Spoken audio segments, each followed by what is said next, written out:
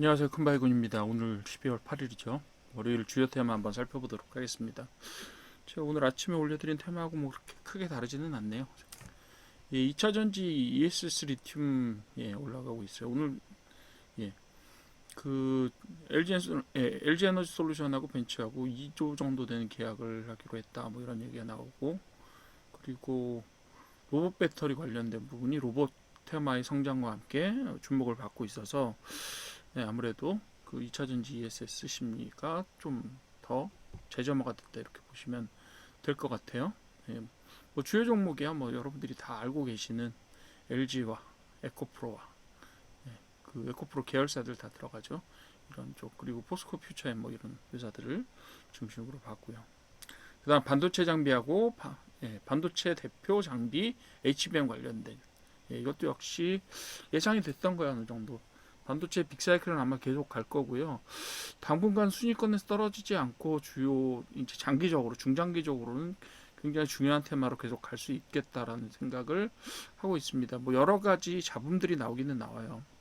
뭐 예를 들면 뭐 그 계속해서 AI 거품론 같은 것들이 이야기가 나오고 있습니다. 그건 뭐 계속해서 오픈 AI 쪽이나 아니면 구글 쪽이나 번갈아 가면서 새로운 모델이 발표될 때마다 위기다 뭐 이런 얘기들이 나오고 있습니다. 그래서 2023년에는 사실상 구글에서 그 오픈 AI 발에 그 챗GPT 때문에 광고 시장을 뺏기고 있다라는 그런 알람이 와서 약간 구글 내부적으로 굉장히 위기의식을 많이 느끼고 좀 중점적으로 AI 쪽에 집중을 하는 그런 형태의 개편이 이루어졌었어요. 근데 지금은 어떻게 되느냐 하면 제미나이 3.0이 나오고 엔트로픽의 뭐 클로드 같은 것들이 약진을 하고 중국발의 AI들도 계속해서 좋은 모델들이 계속 나오고 있다 보니 오히려 이제 2년이 지났을 때는 오픈 AI 쪽이 사실 좀 문제가 아니냐 이런 얘기가 나오고 있는 거죠. 오픈 AI가 지금 챗GPT를 내놓은 지가 3년이 됐는데요. 그 3년이 됐는데 아직까지 뭐 어떤 실용적으로 그것들을 활용해서 어떤 결과물들이 나오지 않고 있는 게 아니냐 이런 식으로 이야기가 되고 있는데요. 사실상 그게 좀 빨라요. 아직은 좀 미르다는 생각입니다. AI를 기반으로 해서 좀 생산성이 나오려고 하면요. 속도가 좀 걸리기는 걸려요. 예. 요즘 뭐 AX 얘기를 많이 하는데 그 AI로의 전환이라는 것 자체가 실제로는 대부분의 기업이 디지털 전환 자체도 안 돼 있는 상황에서 AI로의 전환이 그렇게 금방 이루어질까요? 그렇지 않다고 봅니다. 저는 오히려 마이크로소프트 같은 대형의 소비자 대상 소프트웨어를 파는 업체조차도 AI를 그냥 보조적인 수단으로 그죠? 쓰고 있지 아직까지 그걸 주도적으로 시장을 바꿔나가는 어떤 수단으로 사용하지 못하고 있어요. 오히려 떤 업체들이냐 하면 어도비 같은 업체들은요. AI 시장에 제대로 따라가지 못하면서 앞으로 계속 시장을 지배할 수 있을 것인가에 대해서 굉장히 의문들이 나오고 있어요. 그렇죠? 네. 그런 이야기들이 나오고 있고 또 애플 같은 경우에도 AI 경쟁력이 뒤처지다 보니 앞으로 이 그 휴대폰 시장에서 AI가 지금처럼 주도권을 가지고 갈 수 있을 거냐 그런 거에 대한 의문이 나오고 있다라는 것 자체가 AI의 영향력을 무시할 수 없다라는 이야기거든요. 그러니까 그런 것들을 봤을 때는 좀 그런 위기의식이라는 그 위기감이라는 것들이 서로 경쟁하는 측면에서 나오는 좀 그런 부분들이 있을 수 있을 것 같고요. 그리고 사실상 투자가 너무 크기는 커요. 투자가 너무 큰 투자를 요구를 한다라고 되어 있는데 그런 투자에 대한 요구 사항들도 사실은 서비스에 관련된 어떤 수입 문제와 이런 것들과 연관되어서 조금씩 어느 정도 현실적으로 조정되어 갈 거라고 봅니다. 지금 뭐 세워놓은 계획들과 꿈이야 크지만 그렇게 다 하려면 지금 저기서 그 뭐죠 오픈AI에서 잡고 있는 게 뭐 100조대 투자예요 사실상. 뭐 지금 잡고 있는 투자가 제가 봤을 때 뭐 200조, 300조 뭐 이 정도의 투자들이 단기간 안에 이루어져야 된다 뭐 이런 얘기를 하고 있어요. 그러니까 뭐 좀 단위가 달라진 거죠. 오픈 AI가 당분간 올릴 수 있는 최대 수입을 한 3, 40조 정도로 보는데 이제 투자 금액은 200조, 300조 정도가 들어가야 되는 투자 계획을 잡아놓고 있단 말이에요. 근데 그 투자 계획이라는 데이터 센터 계획이 전부 다 뭐예요? 결국은 GPU하고 HBM 들어가는 GPU하고 반도체로 채워진단 말이에요. 예. 그런 것들을 생각해 볼 때 결국은 그게 어느 정도 조정이 이루어진다고 하더라도, 그러니까 그 현실적인 범위 내에서 투자 범위가 뭐 수입 범위를 크게 벗어나지 않는 수준에서 지속적인 투자를 생각하면서 좀 증가한다고 하더라도, 예, 그게 굉장히 큰 시장이 되고요. 우리나라 반도체 업계나 아니면 엔비디아 같은 GPU 생산 업체에 있어서는 지속적으로 뭐 이렇게 수요처가 생긴다라는 의미가 되니까, 그런 부분들에서 그 메가 사이클의 크기가 조정이 어느 정도 될 수는 있겠지만, 메가 사이클의 크기는 조정되지만 메가 사이클이라는 것 자체가 변화되는 그런 상황은 아니라고 생각이 듭니다. 예, 그런 생각이기 때문에 저는 반도체가 당분간은 갈 거다라고 생각을 해요. 예, 그렇게 보시게 되면 뭐 지금 보이시는 그 삼성전자나 SK 하이닉스뿐만 아니라 동진세미캠이나 이런, 예, 그 업체들처럼 이제 재료를 만드는 업체들, 이런 업체들이 계속해서 수익을 늘려갈 수 있을, 예, 그런 전망들이 보이고 있다, 이렇게 보시면 될 것 같고요. 로봇도 마찬가지죠. 로봇은 미국에서도 지금 로봇 산업을 굉장히 급하게 키워야 된다라고 생각을 하고 있는데요.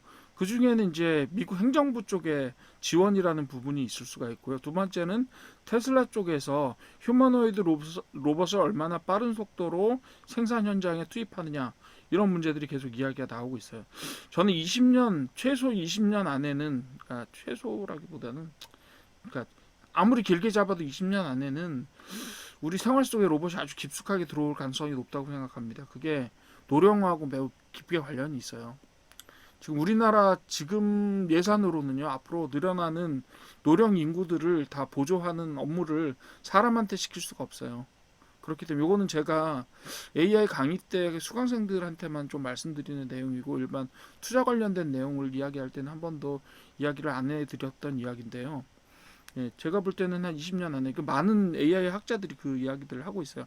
20년 안쪽에 피지컬 AI가 도입된 가사 도우미 겸 간호 로봇이 집집마다 들어가게 될 가능성이 높다라는 이야기를 다들 하고 있어요. 특히 우리나라처럼 인구 구조가 이제 빠른 속도로 노령화되는 나라들에는 그게 굉장히 빠른 속도로 현실화될 거예요. 가격 문제가 있냐라고 말씀하시는 분이 있는데, 대량 생산을 하면 로봇 같은 것들은요 싸져요. 당연히 싸집니다. 그래서 정부 지원과 일정 예산과 뭐 개인이 부담하는 금액을 계산해 보면서, 예, 그런 로봇 산업들이 여러 가지 방향들에 있어서 지금 생산 현장뿐만 아니라 그런 형태의 서비스 로봇들도 앞으로 굉장히 일반화될 수 있다, 이런 부분들을 좀 생각해 보시고 장기적으로 보고 갈 수 있는 그런 산업 섹터라고 봅니다. 지능형 로봇 AI 뭐 계속 얘기가 나오고 있고요. 그래서 그 로봇 관련된 종목들도 한번 계속해서 살펴봐 주십시오. 자율주행차는 조금 저하고는 지금 시장의 상황하고는 조금 생각이 다른 부분이 없지 않는데요. 투자 심리 자체는 그 포티투닷이라는 업체가 있어요. 문제가 좀 있습니다. 네, 문제가 좀 있어요. 왜냐하면 물론 열심히 했을 거라고 생각은 들어요. 저는 뭐 이렇게 그 정도로 선의가 없이 들어왔다고 생각도 안 하고, 그렇게 현대자동차의 투자 방향 자체가 너무 아무 생각 없이 이루어졌다고 생각을 하지 않기 때문에 그런 선의에 대한 믿음 자체는 어느 정도 가지고 있습니다만, 능력에 대한 문제는 좀 능력에 대한 검증 부분이 좀 더 있었어야 되지 않느냐라고 생각을 합니다. 무슨 얘기냐면, 포티투닷이라고 하는 업체를 찍어서 정의선 회장이 찍어서 그 회사를 자율주행의 기본적인 연구를 하고 있던 자사의 연구팀을 밀어내면서, 그 회사 네이버 출신이죠. 그 회장이 송창현 사장, 그 사람을 데려다가 4천억을 포티투닷을 4천억에, 예, 삽니다. M&A를 하고 그 뒤에 1.5조 정도를 더 투자를 해서, 예, 테슬라가 지금 하고 있는, 예, 그 카메라 중심의 방식들, 예, 를 기반으로 해서 그 유사한 거죠. 테슬라와 유사한 방식으로 자율주행차를 어느 정도 만드는 시스템을 완성을 하려고 했는데, 사실상 별로 가시적인 성과 없이 2년 정도 만에 그 송창현 사장이 회사를 그만두게 돼요. 예, 제가 알기로는 그 자기 회사를 팔 때, 그 회사를 팔 때 그로 인한 그 수익만 해도 1,000억대를 가지고 이번에 떠나는 걸로 알고 있습니다. 그렇게 된 거예요, 상황이. 그럼에도 불구하고 이제 현대차가 더 이상 밀린다라는 인상을 주기 싫고, 또 그 테슬라 로보택시는 벌써 돌아가고 있고, 그리고 FSD가 우리나라에서 나오면서 주행 영상을 보여줬던 사람들이 전부 다 야 이거 진짜 쓸만한데라는 생각들을 다들 하고 있으니까 당연히 현대자동차는 밀리네 이렇게 밖에 볼 수 없는데 거기다가 자기네 자율주행차 부문의 소프트웨어 개발을 맡고 있던 회사 대표가 회사를 떠나게 됐어요. 못하겠다. 그렇게 떠나게 됐습니다. 엄청난 투자 수익을 올렸지만 어떻게 보면 현대자동차 엄청난 투자 손실을 입힌 거죠. 그런 상태에서 떠나고 그러니까 현대자동차가 어떻게 되느냐 아 이게 우리가 개발하던 게 그렇게까지 망할 물건은 아니다라는 걸 보여주는 차원에서 동영상을 보여주는데 그 편집된 동영상인데다가 그 자율주행하는 환경 자체가 거의 차량이 드문 되게 한산한 상황에서 겨우 돌리는 거를 그것도 편집본으로나마 보여줬다라는 것 자체가 건재하다는 인상을 주기에는 약간은 좀 의심스럽다라는 그런 상황들 즉 기존의 최악의 상황들을 약간 뒤집기 위해서 약간 감추려고 하는 듯한 그런 모습들이라고 보여지는 그렇게 해석하시는 분들이 또 많아요. 그렇다 보니까 지금 자율주행차에 있어서 테슬라의 긍정적인 영향은 분명히 인정하지만 현대자동차의 이번 동영상은 오히려 패착이 될 가능성도 없지 않다. 이렇게 보여집니다. 뭐 현대자동차 측에서 이 방송을 들으시면 사실 뭐 뺨맞을 소리일지도 모르겠지만 어쨌든 상당 부분의 그런 우려들을 가지고 있습니다. 그리고 지금 그 그 VC 쪽에서 벤처 캐피탈 쪽에서 일하시는 몇몇 분들이나 아니면 그 자율주행차 쪽의 기술 쪽에서 말씀하시는 일하시는 분들이 더구나 그런 유사한 이야기들을 하고 있어요. 그렇기 때문에 그 지금 이게 호재일까? 과연 현대자동차에게는 그런 부분들을 조금 아직은 퀘스천 마크다라고 말씀드릴 수 있을 것 같습니다. 그리고 스페이스X가 상장을 한다고 하죠. 그래서 누리호를 만들고 있는 한화에어로스페이스나 이런 쪽들도 아마 그 영향을 받게 될 것 같고 그리고 이번에 미니위성 12개 띄운 거 다 성공적으로 교신이 돼서 정상 작동하는 걸로 확인이 된 바람에 우리나라의 이제 위성 제작 기술이나 이런 것들도 좀 도움을 받을 수 있을 것 같고 그리고 우리 위성 제작하는 쪽도 사실 뭐 다른 나라들과 이렇게 협력하면서 계속해서 기술들을 축적시켜 나가면서 앞으로 우리나라에서 또 새로운 하나의 먹거리가 될 수도 있을 것 같기는 해요. 그 뭐 아직까지는 비용이 많이 비쌉니다. 누리호를 쏘는 게 스페이스X에 맡기는 것보다 훨씬 비싸요. 몇 배 제가 비용이 드는 걸로 알고 있어요. 왜냐하면 지난번에 우리나라가 중형 위성을 우리나라가 누리호로 못 쏘니까 스페이스X에 맡겼습니다. 블루오리진에 맡겼나? 뭐 하여튼 미국 업체에 맡겼어요. 그 맡긴 비용이 780억 정도 들었다고 얘기가 들었었는데 누리호 하나에 이번에도 중심되는 중형위성 하나하고 12개 소형위성 미니위성을 실었는데 그 전체 그 발사 비용 자체가 780억보다는 몇 배 비쌉니다. 실은. 근데 그렇잖아요. 비싸다고 안 할 수도 없는 거고. 우리나라 앞으로 가려면 필요한 건데 서버리너에도 마찬가지입니다. 우리나라가 그거 기술을 가지고 계속해서 기술을 유지를 하는 인력과 그런 것들은 비용이 들더라도 해야 되는 일인 거죠. 사실 뭐 미국 거 쓰면 싸죠. 미국 모델 쓰는 게 싸죠. 중국 모델 쓰는 건 좀 위험하기도 하고 그래서 그렇긴 하지만 그렇다고 개발 안 할 거냐. 그렇게 생각하셔가지고 우리나라가 조선산업 개발 안 하고 반도체 개발 안 하고 자동차 개발 안 했다면 지금 우리들이 무슨 어떻겠어요. 그런 부분들 충분히 감수하고 가야 된다. 이렇게 보시면 되는데 오늘은 이상하게 종목 얘기를 해야 되는데 썰만 얘기를 하다가 가는 것 같네요. 어쨌든 그 정도의 테마의 중요성들이 그렇게 돼 있다라고 보시면 되겠고 오늘도 역시 2차전지 반도체 로봇 자율주행차까지 하나로 거의 묶여 있다고 보셔도 돼요. 큰 범위에서 하나의 테마입니다. 여기에 이제 더 들어간다면 원자력 같은 것들이 더 들어갈 수 있겠죠. 뭐 그 정도입니다. 그 정도가 우리나라를 지금 이끌어가는 큰 테마들이라고 보시면 되고 거기에 플러스 뭐 바이오 그렇게 가면 됩니다. 오늘 사실 그 상한가 갔던 종목 혹은 상한가 간 종목들 중에는 바이오가 2개, 3개 정도 끼어 있습니다. 대표적으로 현대약품이 갔다고요? 현대약품 제가 말씀드렸죠. 그 탈모 치료제 그거 엄청 화제입니다. 아직도 화제고 오늘도 그 덕분에 상한가 갔고요.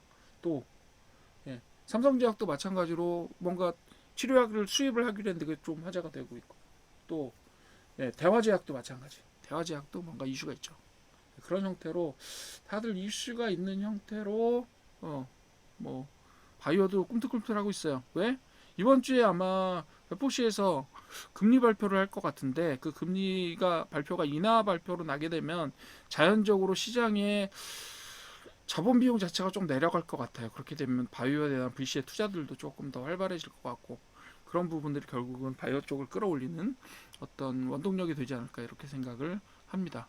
크게 보시면 오늘은 그 정도의 상승 배경과 테마 이야기들이 됐다 이렇게 보시면 될 것 같습니다. 네. 예, 오늘 주요 테마 한번 설명드렸고요. 예, 세상이 테마가 이렇게 흘러간다. 뭐 이런 이야기들을 해드렸어요. 종목들은 그 안에서 보시고요. 종목에 대한 판단은 제가 종목 볼 때 말씀을 드리잖아요. 어떤 판단 기준을 어떻게 가지고 하라고 말씀을 드리고 또 제가 올려놓은 다른 그 뭐 저기 뭐죠? 기본적인 분석이나 이런 것들 혹은 차트 분석 이런 것들 다시 보시게 되면 또는 그 보조 지표들에 대한 여러 가지 분석들 이런 것들을 보시게 되면 그 안에서 종목들을 어떻게 선택하시느냐는 여러분들이 다 잘 아실 수 있도록 어느 정도 가이드를 해놨으니까 그런 부분들 보시면서 좀 종목 선택이나 이런 것들은 그 섹터 안에서 잘 해주시면 될 것 같아요. 오늘 여기까지 하고요. 좀 도움이 됐으면 좋아요하고 구독 좀 부탁드리겠습니다. 감사합니다.